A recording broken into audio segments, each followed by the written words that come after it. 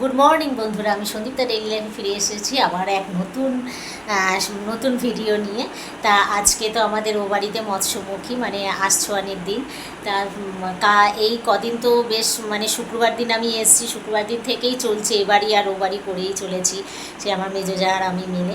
তা বড়ো জায়ের তো হাত ভেঙে গেছে, সে তো মানে যেতে পারিনি, শুধু খালি ওই মানে যেদিন ঘাট কাজের দিন সেদিন গিয়েছিল, আর আজকে গেছে, ওরা চলে গেছে আজকে। আর আজকে আমরা সকালবেলা মিস দিয়ে এসেছি, ভোরবেলা সারা রাত জেগেছে। আমি সারা রাত জাগিনি, আমি রাত্রিবেলা কালকে চলে এসেছি। আর আমরা এখন এই সবাই চলে গেছে, আমরা দুজন বাকি আছি, এখন যাবো। চলো, যতটা পারবো তোমাদের সাথে শেয়ার করার চেষ্টা করব।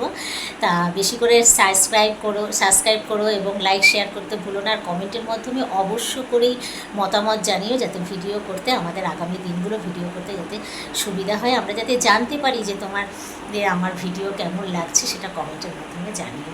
তা চলো বন্ধুরা, দেখতে থাকো, যতটা পারবো ততটা তোমাদের শেয়ার করার চেষ্টা করবো। রাখি এখন। এই দেখো বন্ধুরা, আমি তো কালীঘাট থেকে বিভিন্ন দানা এনে তো ওখানেও লাগিয়েছিলাম, এখানেও লাগিয়েছিলাম।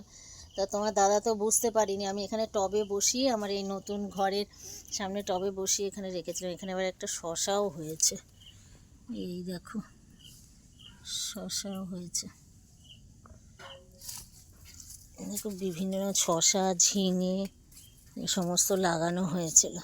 গ্রামের বাড়ি এলোথেলো ব্যাপার, বুঝেছো, সব জায়গা পরিষ্কার পরিচ্ছন্ন করা যায় না। এত বড় বাড়ি পরিষ্কার রাখা বিশাল চাপের ব্যাপার, আর আমি তো থাকেই না। আর আমাদের মেজো যাই যা করে, ওরা দুজন থাকে, ওরাই যা করে। বাগান ঠাগানগুলো সব বড় বই করে, ছোট বাগান, বেশি বড় না। পুকুরও আমাদের খুব ছোট পুকুর, কেননা বড় পুকুর ছিল সেটা বুঝিয়ে অর্ধেক করে দিয়েছে।